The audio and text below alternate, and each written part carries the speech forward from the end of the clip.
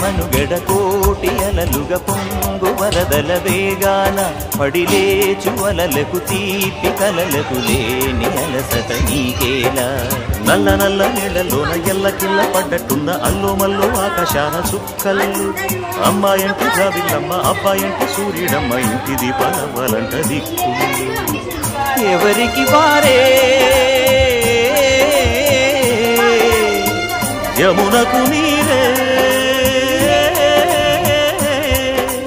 రేవు నీరు నావదంట నావతోడు రేవుదంట పంచుకుంటే